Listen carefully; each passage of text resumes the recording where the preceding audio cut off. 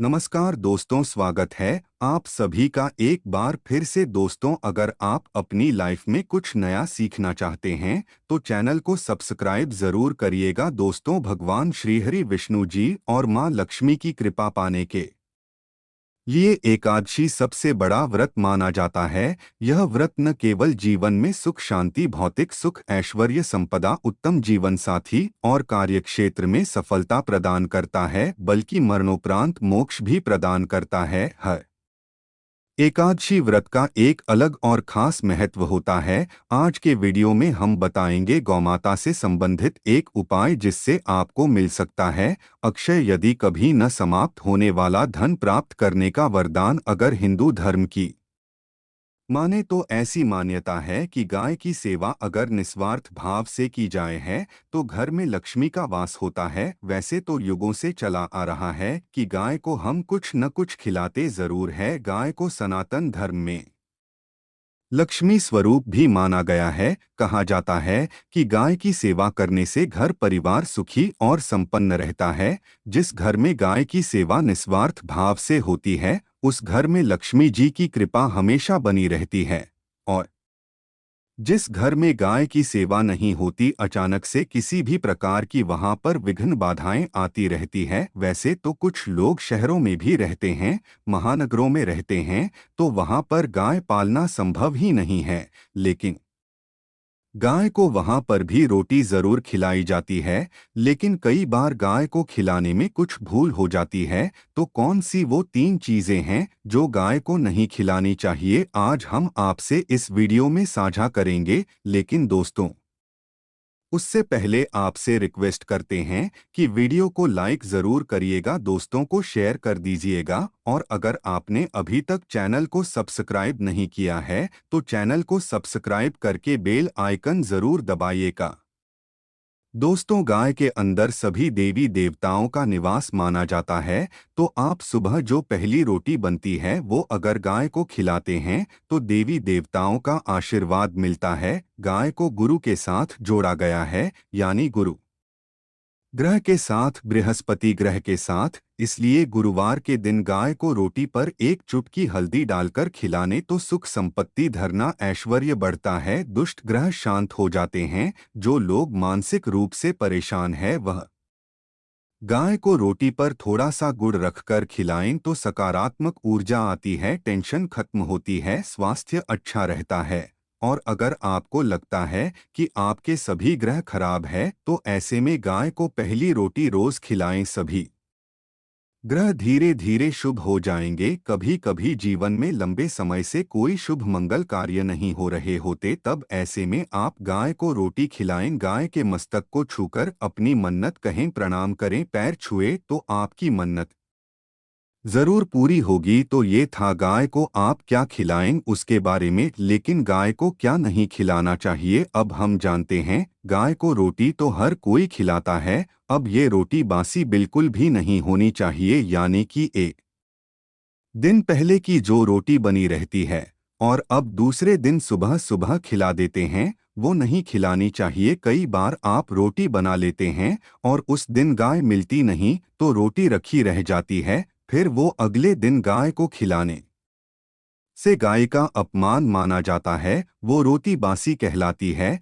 इसलिए गाय को एक दिन पहले की बची हुई रोटी कभी नहीं खिलानी चाहिए। सड़ी गली चीजें, खराब चीजें गाय को मत खिलाइए, इससे घर में परेशानी आती है। अगर आप ऐसा करते हैं तो अपनी आदत को बदलिए, क्योंकि इससे घर में तकलीफ होती है। गाय को हरा चारा तो हर कोई खिलाता है, हरा चारा खिलाते समय एक बात का ध्यान रखें, गाय को सबसे ज्यादा पीपल का पत्ता लोग खिलाते हैं, पर पीपल का पत्ता आप खुद से तोड़कर मत खिलाइए। दूसरी बात, आप घर में सब्जी लाते हैं तो सागा जाता है तो उसमें से अच्छी चीजें तोड़कर रख के बचा खुचा अब गाय को खिलाएं। आप जो देंगे वह गाय खाने की, लेकिन थोड़ी सी कुछ अच्छी चीजें मिलाकर गाय को खिला दीजिएगा तो ज्यादा फायदा होगा। गाय को दूध नहीं पिलाना चाहिए, आप दही चावल खिला सकते हैं, लेकिन दूध ताज़ा हो या बचा हुआ भूल कर भी गाय को मत पिलाइए। तो 3 चीजें गाय को नहीं खिलानी है, एक तो बची कुची रोटी नहीं खिलानी है। कोई भी अनाज बजाए उसे दूसरे दिन गाय को नहीं खिलाना है। जैसे चावल बन जाता है, रोटी बच जाती है। और आप अगर चारा खिलाते हैं उन्हें तो सड़ा गला मत खिलाइए, और अगर खिलाते हैं कोई चीज तो उसके साथ कुछ अच्छी चीजें मिला लें। और गाय को दूध भी नहीं पिलाना है, ये चीजें बिल्कुल भी नहीं खिलाएं, नहीं तो घर में गरीबी आती है, माता लक्ष्मी आपके घर में वास करना छोड़ देती है। 84 लाख योनियों के सफर करके आत्मा अंतिम योनि के रूप में गौ का रूप धरती है। गाय लाखों योनियों का वह पड़ाव है जहां आत्मा विश्राम करके आगे की यात्रा शुरू कर दी है। दोस्तों, गाय का कोई अब शगुन नहीं होता है। जिस भूभाग पर मकान बनाना हो वहां पर अगर आप 15 दिन के लिए गाय और बछड़ा बांध देते हैं तो वह जगह पवित्र हो जाती है। भूभाग से बहुत सारी आसुरी शक्तियों का नाश हो जाता है, क्योंकि गाय में सकारात्मक ऊर्जा का भंडार माना गया है। गाय का मार्ग रोकना, अगर आप कहीं भी जा रहे हैं और गाय माता आपका मार्ग रोक दें तो ये बहुत ही शुभ माना जाता है। गाय और बछड़े का दर्शन एक साथ आपको हो जाए तो आपकी सफलता का प्रतीक माना जाता है। अगर आपके घर के आसपास घूमते रहते हैं तो इसका मतलब है कि आपके घर से काफी सारे संकट अपने आप ही दूर होने वाले हैं और समृद्धि पूर्वक जीवन आपको मिलता है। गाय के समीप आप अगर जाते हैं तो संक्रामक रोग, कफ, खांसी, सर्दी, जुकाम आदि का राज्यों ने अपने आप ही बिना दवाइयों के भी नाश हो जाता है। अगर आपको गाय अचानक से पहुंच मार देती है तो ये बहुत ही शुभ संकेत माना गया है। और काली चितकबरी गाय का ऐसा करना तो और भी ज्यादा शुभ माना गया है। पंचगव्य जो होते हैं वो कई रोगों में लाभदायक है। पंचगव्य क्या क्या हुए? गाय के दूध, दही, घी, मूत्र और गोबर, इन सभी को शरीर की रोग निरोधक क्षमता को बढ़ाकर रोगों को दूर करने वाला माना गया है। ऐसा कोई रोग नहीं है जिसका इलाज पंचगव्य से नहीं किया जा सकता। दोस्तों, आज के समय में लोग गौ माता की पूजा करने के बजाय, उनका सही उपयोग करने के बजाय उनको काटकर मार कर खाना ज्यादा पसंद करते हैं। बुरा लगेगा शायद, पर ये सच है। और गाय को रोटी देने से न केवल सुख समृद्धि की प्राप्ति होती है बल्कि बरकत भी होने लगती है। अगर आप गौ को पाल सकें तो अच्छी बात, लेकिन आज के मॉडर्न युग में जहां लोगों की शायद खुद के घर में रहने की जगह नहीं है, ऐसे में गौ को रखना थोड़ा कठिन और महंगा हो सकता है। ऐसे में आप गौ को रोटी ने कम से कम रोटी दे करके आप सुख समृद्धि को प्राप्त कर सकते हैं। आपके घर में बरकत होने लगती है। हमारे बुजुर्ग हमेशा से कहते हैं कि गाय को रोटी खिलानी चाहिए, लेकिन समय स्थिति के चलते गाय की सेवा हर कोई नहीं कर पाता, लेकिन कम से कम रोटी तो आप खिला सकते हैं। अगर रोटी भी नहीं खिला सकते, जैसे काफ़ी सारे जो हमारे भाई बहन मलेशिया वगैरह में, लंदन वगैरह में बैठे हैं, उनको गाय नहीं मिलती है, वो पूछते हैं कि हम कैसे गोसेवा करें। आप ऐसा कर सकते हैं, आप गांव के नाम के पैसे निकालते जाएं, फिर आप चाहे तो कभी इंडिया आए तो आप गौशाला में दान दे दें, या फिर आप चाहे तो वहीं पर किसी गरीब को गांव के नाम की रोटी खिलाएं। किसी भी अनाथ आश्रम में चले जाएं, किसी वृद्धाश्रम में चले जाएं, किसी भी दूसरे सफेद पशु को आप भोजन कराएं, यह भी आपके लिए बहुत अच्छा होने वाला है। कम से कम रोटी जरूर खिलाएं। हमारे देश में कई जगह देखा गया है और कई लोगों का प्रश्न आता है कि हम झूठी रोटी गाय को देते हैं, क्या ये सही है या गलत है? हम जूठा खाना, बचा हुआ खाना गाय को खिलाते हैं, यानी जो बन जाता है वह गाय के हवाले कर दिया जाता है। तो आपको बता दें दोस्तों, रामायण काल में गौ माता को एक श्राप मिला था, उसी की वजह से आज उनके साथ ऐसा हो रहा है। उसी शराब की वजह से गौमाता में देवी देवताओं का वास होने के बाद भी उनको झूठा खाना पड़ता है, यहाँ तक कि पॉलिथीन भी खाते हैं। हालांकि यह किसी भी लिहाज से सही नहीं है। आपको बता दें, वाल्मीकि रामायण में सीता द्वारा पिंड दान देकर दशरथ की आत्मा को मोक्ष मिलने का संदर्भ आता है। जो लोग जानते होंगे वो जानते हैं कि वनवास के दौरान भगवान राम, लक्ष्मण और सीता पितृपक्ष के दौरान श्राद्ध करने के लिए गया धाम पहुँचे। वहां श्राद्ध कर्म करने के लिए जरूरी सामग्री जुटाने राम और लक्ष्मण तो चले गए और सामान लेकर नहीं आए। दोपहर हो गई, धान का समय निकलता जा रहा था। सीता माँ घबराने लगी। तभी दशरथ की आत्मा ने पिंडदान की मांग कर दी। अब गया जी के आगे फल्गु नदी पर अकेली सीता जी मुश्किल में पड़ गई। उन्होंने फल्गु नदी के साथ वट वृक्ष, केतकी के फूल और गाय को साक्षी मानकर बालू का पिंड बनाया और स्वर्गीय राजा दशरथ अपने ससुर के निर्मित पिंड दान कर दिया। थोड़ी देर में भगवान राम और लक्ष्मण जब लौटे तो उन्होंने कहा कि समय निकल जाने के कारण मैंने पिंड दान कर दिया। बिना सामग्री के पिंडदान कैसे हो सकता है? इसलिए राम जी ने सीता माँ से प्रमाण मांगा।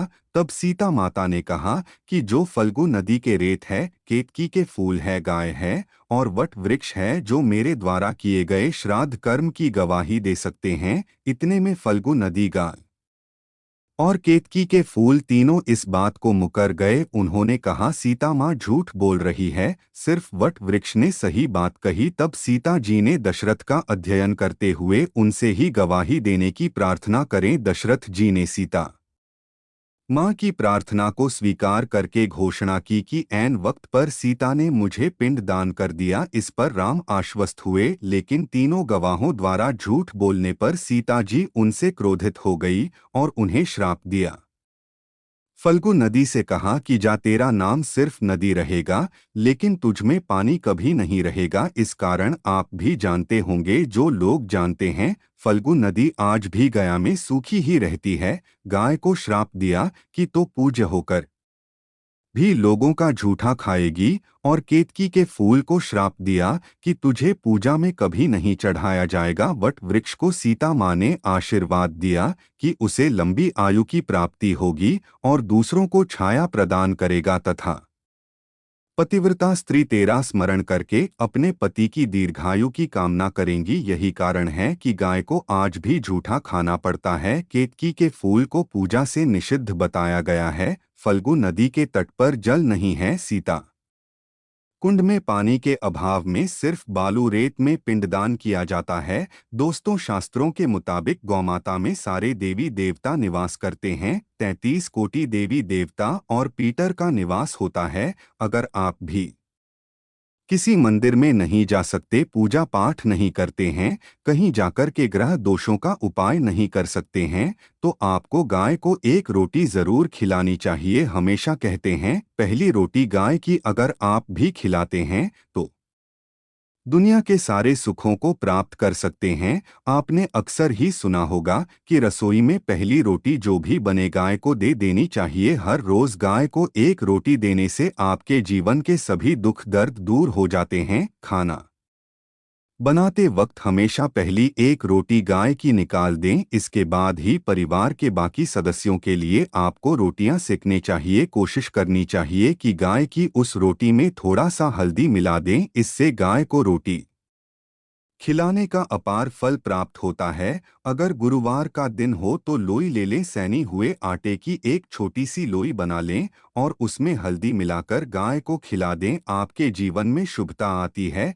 वैभव आता है, धन संपत्ति का वास होता है। आप जो भी हासिल करना चाहते हैं जिंदगी में, तो आप देखेंगे कि तुरंत आपको मिनटों में वह हासिल हो जाता है। इसी तरह से आपको नमक का एक उपाय बताते हैं। नमक क्या है?